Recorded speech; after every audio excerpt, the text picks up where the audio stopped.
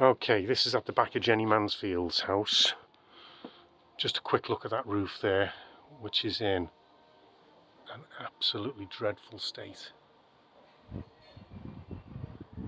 Now we've recently done the roof next door, as you can see there, and when we were working in close proximity to it, we noticed that the battens were rotten. So if we're working on this roof, we need to take account of the fact that we're going to come across rotten battens. Right, to the job in hand.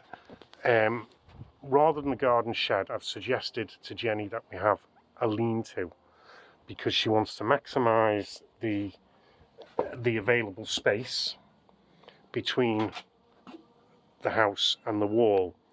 She'd really like, instead of a 3-foot wide shed, she'd like a 4-foot wide shed, which is just about possible at the front, but at the back it's only 3'9". So buying a shed it's an option, but it would have to be the same size, 6 foot by 3 foot, which is you can buy them on the internet, and they come out and they install them. So that would be an option for you, but it would be exactly the same size. The other thing I've suggested to Jenny is that we construct a roof from here to here, full length, a lean-to if you like, with clear corrugated panels on the roof and an opening at this end. So in a storm, because it comes out all the way along, the water's not going to get much further in than about there. So that would mean that bikes and such like could be stored up the far end without ever getting wet. She'd like a shelf along here and a shelf along the back, so that all the knickknacks can be stored on them. I've said that we will agree to remove the shed for you, but we want the shed cleared.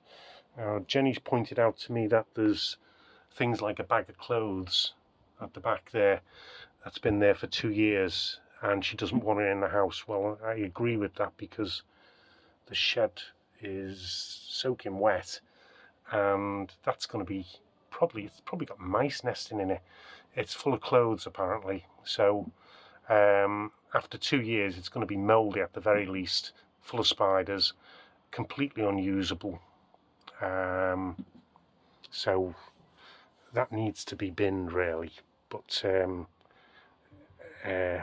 it's a bit of an emotive issue.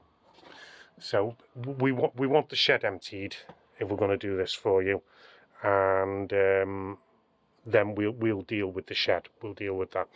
There's a little bit of a complication with the construction of the roof.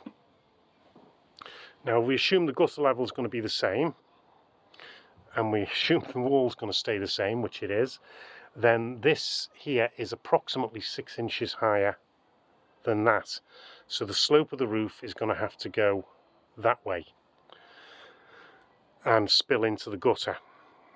Now, because that's in the way, because these are an issue, fastenings are going to have to go down here and down there.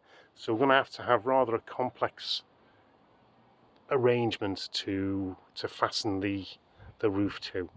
The distance from here to there is approximately, well, it's under 6 inches, and this distance from here to there is approximately 7 inches, I would say. No, it's not. It's, believe it or not, it's only 5 inches. Okay, so that is the job. End of report.